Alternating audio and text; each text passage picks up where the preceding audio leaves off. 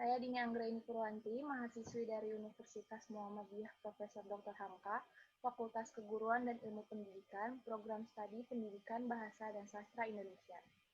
Tujuan saya di sini untuk melaksanakan pengenalan lapangan persekolah 1 atau PLP 1 untuk mengenal lebih dalam tentang SMK Teratai Putih Global 3 Bekasi. Adakah kegiatan yang menjadi ciri khas dari SMK Teratai Putih Global 3 ini? Baik, bukan hanya saja sebagai ciri khas, tapi juga sebagai keunggulan kita bahwa pertama, di setiap jurusan kita memiliki laboratorium komputer yang kemudian seluruhnya terkoneksi oleh WiFi internet. Terus kemudian pula kegiatan-kegiatan ekstrakurikuler kita punya satu kegiatan ekstrakurikuler yang menjadi ikon SMK Teratai Putih Global 3 di Kota Bekasi, yakni penampilan nasyid kita. Jadi alhamdulillah penampilan nasyid siswa-siswi SMK Teratai Putih Global 3 telah masuki putaran sampai dengan tingkat provinsi se-Jawa Barat. Seperti itu. Pertanyaan yang selanjutnya ya Pak. Apa saja implementasi peraturan dan tata tertib yang diberlakukan di SMK Teratai Putih Global 3? Ya, tadi peraturannya sudah disampaikan bahwa sebagaimana pada umumnya siswa harus menggunakan seragam ketika masuk di sekolah dan harus mematuhi semua aturan sekolah, dan apabila terjadi pelanggaran, maka yang pertama kali akan menindak tentu adalah guru mata pelajaran, atau jika tidak terdapat guru mata pelajaran di dalam ruang kelas atau misal berada di dalam ruang kelas, maka guru piket yang akan melakukan tindakan pertama, terus kemudian berkoordinasi dengan guru wali kelas dan guru BK, dan terakhir oleh wakil kepala sekolah bidang kesiswaan. Seperti itu.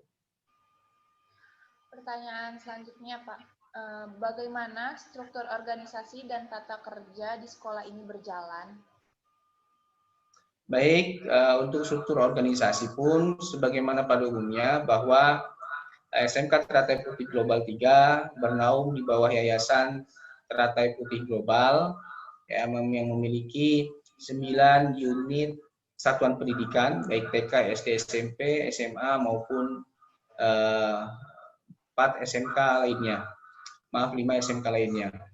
Dan di struktur organisasi sekolah di SMK Teratai Putih Global 3, selain ketua yayasan, maka di atasnya ada kepala sekolah, dan kemudian di sampingnya ada komite sekolah sebagai bentuk konsultasi dan koordinasi kita dengan komite sekolah, dan kemudian di bawahnya ada wakil kepala sekolah baik bidang kurikulum, kesiswaan maupun hubungan industri, dan ditambah juga dengan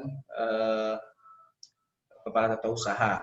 Nah, yang uniknya di sini di SMK ada wakil kepala sekolah bidang hubungan industri atau HUBIN, ya, karena SMK wajib memiliki hubungan yang amat baik dengan dunia usaha dan dunia industri sebagai bentuk relasi para siswa setelah mereka lulus, baik pada saat mereka belajar di sekolah maupun pada saat mereka lulus dari sekolah. Seperti itu.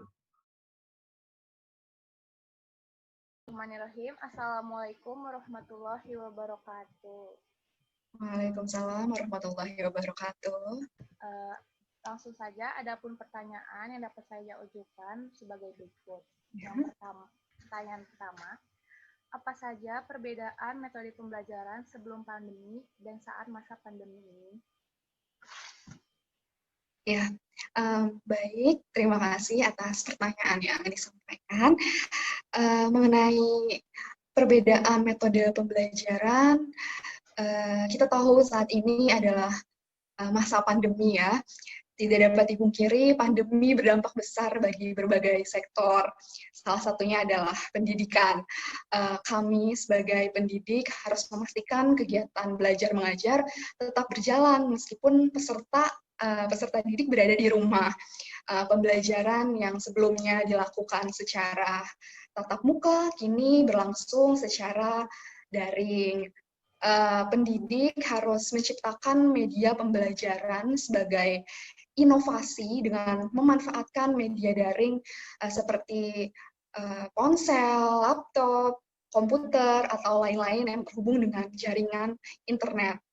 Saat ini kami melakukan pembelajaran sesuai jadwal menggunakan aplikasi Edmodo. Salah satunya menggunakan aplikasi itu sebagai media pembelajaran. Di Edmodo, kami bisa melampirkan materi berupa PowerPoint, video interaktif guru, melampirkan kuis, tugas, ulangan, dan lain-lain. Seperti itu. Dengan menggunakan aplikasi tersebut, kami sebagai peserta didik bisa memantau dalam waktu yang bersamaan, gitu. Memantau pembelajaran dalam waktu bersamaan, meskipun di tempat yang berbeda. Pendidik pun dapat memberi tugas secara terukur sesuai dengan tujuan capaian yang ingin disampaikan kepada peserta didik. Seperti itu. Baik, Bu. Masuk ke pertanyaan yang kedua, apakah ada Ya. kegiatan rutin yang biasanya dilakukan di sekolah ini untuk membentuk karakter dan kebiasaan positif siswa dan siswi SMK Strategis Global 3? Iya, ada kegiatan rutin yang dilakukan, yang biasanya dilakukan di sekolah untuk membentuk karakter dan kebiasaan positif siswa. Kami lakukan di masa pandemi ini, tetap kami lakukan di masa pandemi ini. Hanya saja kegiatan tidak dilakukan di sekolah, tetapi di rumah. Pembentukan karakter di sekolah kami biasanya melalui pembiasaan ibadah amaliyah, diantaranya adalah kegiatan tadarus yang biasanya berlangsung setiap hari pukul 7 sebelum melakukan kegiatan belajar mengajar, kini berlangsung secara daring melalui YouTube Rohis SMK Teratai Putih Global 3 Bekasi. Setiap hari Jumat pukul 7 pagi, Rohis SMK Teratai Putih Global 3 Bekasi berkomitmen untuk melaksanakannya walaupun saat ini sedang pandemi. Lalu kegiatan selanjutnya ada salat zuhur dan salat asar yang biasanya dilakukan berjamaah di sekolah dan ada presensi tiap kelas. Kini kegiatan salat zuhur dan salat asar berjamaah tersebut diganti yang kegiatannya adalah dipantau oleh ketua pembina Rohis atau guru PAI melalui wali kelas masing-masing. Peserta didik mengisi presensi salat 5 waktu melalui Google Formulir yang setiap harinya harus diisi. Lalu kegiatan yang ketiga ada keputrian. Kegiatan keputrian ini biasanya dilakukan di aula saat anak laki-laki melaksanakan salat Jumat. Materi keputrian biasanya diisi oleh guru secara terjadwal dan diakhiri dengan salat berjamaah. Kini selama pandemi keputrian tetap dilaksanakan tetapi secara daring gitu. Materi atau video keputrian diunggah oleh pembina Rohis atau juga sebagai guru agama melalui Edmodo gitu. Ya, Bu. Baik. Untuk pertanyaan yang terakhir ya, Bu. Bagaimana Ya. karakteristik peserta didik dalam pembelajaran berlangsung? Ya, peserta didik memiliki keberagaman karakteristik ya, antar siswa yang satu dengan yang lain memiliki karakteristik yang berbeda. Namun di masa pandemi yang situasinya menjadi sulit ini, yang paling terlihat adalah anak menjadi cepat jenuh. Anak tetap bersemangat atau antusias dalam belajar, tetapi yang saya rasakan mereka lebih cepat jenuh ya. Rasa jenuh dan bosan dengan rutinitas terbatas selama pandemi dirasakan semua orang ya, termasuk peserta didik gitu. Wajar, karena memang waktu bermain bersama teman-teman sebagai pelepas lelah setelah belajar pun tidak bisa dilakukan kan ya. Oleh karena itu, kami bersama-sama menerapkan pola pikir yang positif agar dapat membantu menerapkan media pembelajaran daring sehingga menghasilkan capaian pembelajaran yang tetap berkualitas. Kami sebagai tenaga pendidik tidak hanya menuntut peserta didik untuk mengerjakan tugas, tetapi peserta didik pun diberi materi secara daring juga, begitu.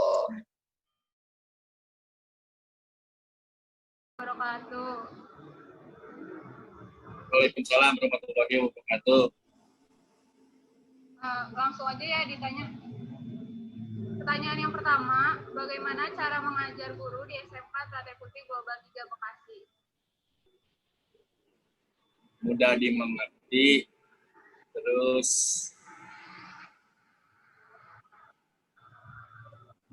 disiplin gurunya, terus gampang dicerna oleh kita.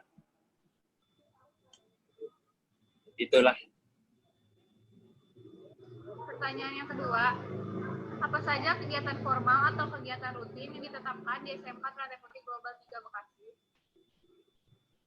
Ya, kayak upacara pagi, terus upacara hari kemerdekaan, terus pengajian pagi, sama kayak acara